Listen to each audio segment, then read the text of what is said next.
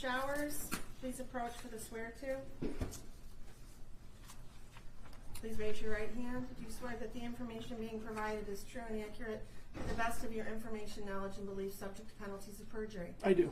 Put your hand down. With regard to the defendant, Afani Muhammad, please set forth a factual basis for the warrant request. Yes, Your Honor. On 7/10/25, McDonald's employee Afeni Muhammad stabbed McDonald's manager Jennifer Harris multiple times with a kitchen knife at the McDonald's restaurant at 179219 Mile. Harris was not armed at the time and died of her injuries. Prior to the stabbing, Muhammad was sent home by Harris for not performing her work duties and told Harris, "I'll be back." Muhammad was arrested on scene and the knife was recovered. Muhammad admitted that she intended to kill Harris and stated that after she was sent home, she drove to a nearby park, decided to come back and stab Harris with a knife that she had inside of her vehicle. When Muhammad returned to stab Harris, she entered the back entrance with a hooded mask over her face in an attempt to conceal her identity and attempted to flee the scene after the stabbing, but was stopped by an armed customer. And the requested charges are murder in the first degree, count 2, dangerous weapon carrying with unlawful intent, and there's a habitual second notice offense. Is that correct? That is correct, Your Honor. The warrant is being signed and we can proceed to arraignment. Thank you, Your Honor.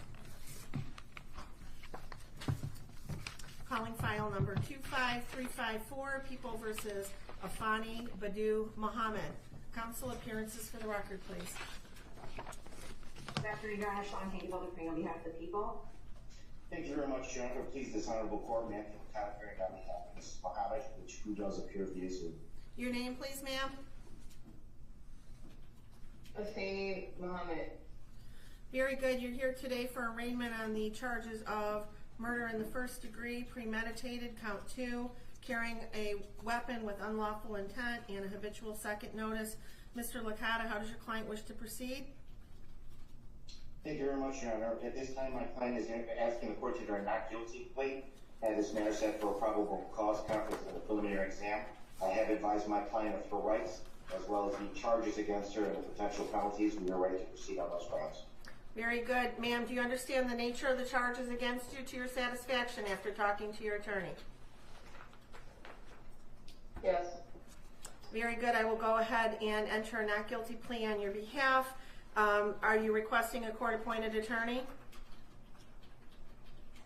Yes. I will appoint an attorney to represent you. We'll set this matter for a probable cause conference on July 23rd, 2025 at 1 p.m.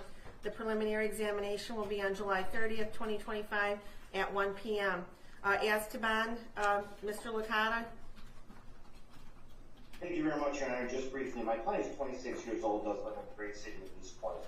Your Honor, my client is a high school graduate. In fact, is actually was taking some online classes for college for a physical therapy degree. Your Honor, there are some disturbing facts in this particular matter, but there are facts that haven't been brought out yet, and my client is extremely anxious to have those facts brought to light during the pendency of this case. She was in an extremely abusive relationship that was not only mental but physical, that involved alcohol issues, which is where the habitual second stems from, and her prior record. Your Honor, my client is a helpful person. She's a giving person. She's actually is credited with saving a life because of a 60-year-old who had skin cancer that she may go to the doctor to find out that that's exactly what it was, and that person is doing extremely well right now. I understand the facts that have been laid out today in the warrant, but at this time, Your Honor, we are asking the court to consider a bond in this matter that is appropriate, that my client can meet so that she can meet with her attorneys and prepare her for defense in this matter. Thank you. Thank you. On behalf of the people? Yes, thank you, Your Honor. Pursuant to court rule, the court is well within its authority to grant no bond involving any case involving murder. In this case, we are requesting no bond for this defendant.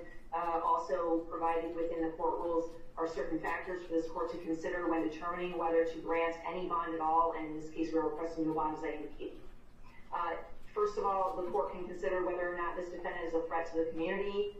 She entered a public building with other individuals, other employees that were present. She produced a weapon that was a knife longer than 3 inches, and she stabbed the victim multiple times, up to possibly as many as 15 times, eventually causing her death. There were other employees that were present at the time, some of which attempted to help the victim after the stabbing occurred. That alone is enough to show that there is a threat to the community. She then ran from the building to her vehicle, presumably with the intent to flee from the scene. She was stopped by a helpful bystander. You're also able to consider the likelihood of conviction in this case, given the facts as laid out by Detective Showers and the information that the prosecutors have reviewed in order to charge this defendant. There is a very high likelihood of conviction. And then finally, the defendant does have a prior instance of at least one that I'm aware that involved a stabbing, similar obviously to the stabbing that occurred in this case, involving a knife. So given all of those factors, and given the fact that this court does have authority to give no bond to defendants charged with murder, I am asking at this time for no bond in this case. Thank you, counsel. The court has reviewed the charges and the circumstances surrounding this case. The defendant is facing various serious charges, including murder in the first degree, which is one of the most serious criminal offenses in our state, carrying penalties up to life without parole. Additionally, carrying a dangerous weapon with unlawful intent further underscores defendant's potential threat to public safety.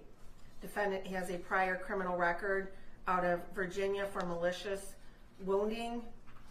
It was actually felony malicious wounding that was reduced to unlawful bodily injury concerning a stabbing, and that is what gives rise to the habitual second.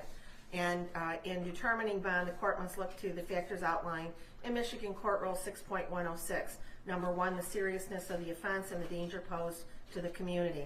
The charges here involved a violent crime with a weapon, indicating a substantial risk to the public. The court finds there is a significant threat to public safety, and therefore the bond must reflect that risk.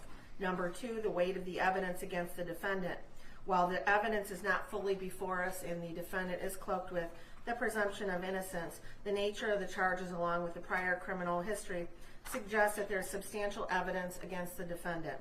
Defendant's criminal history: the defendant has a violent criminal past.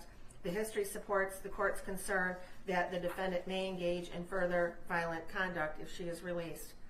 The defendant's ties to the community: while the defendant is relatively young at 26 years of age, there's no indication that she has any significant stabilizing ties to the community that would ensure her return for court appearances. Without these ties, the court is concerned about the likelihood of flight. Number 5, defendant's risk of fleeing or failing to appear. Due to the severity of the charges and the habitual offender status, it makes the defendant a high risk for flight. The court finds that this factor weighs heavily in favor of a high bond amount. Substance abuse or mental treatment: although there are no reports at this time suggesting that the defendant suffers from mental health or substance abuse issues that would mitigate the risks posed by defendant's release, the court is, after considering all of these factors, going to be setting bond at $25 million, cash surety only, with conditions. If the defendant is able to meet those conditions, she must be on a GPS steel cuff tether. She is not to leave the state of Michigan. She is to report her address within 24 hours of, she must report any change of address within 24 hours. There would be stringent daily contact with community corrections as to her whereabouts.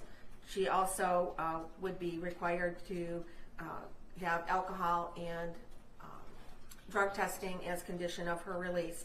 There would be no contact with the family of the decedent. Any witnesses, she is not to return to McDonald's. And if she is unable to post the $25 million bond, she will remain in custody pending further proceedings.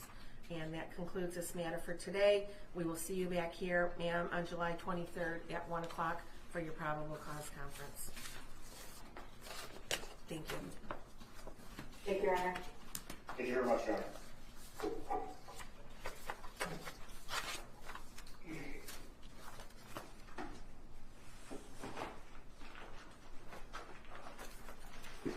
You're all set, ma'am. Okay.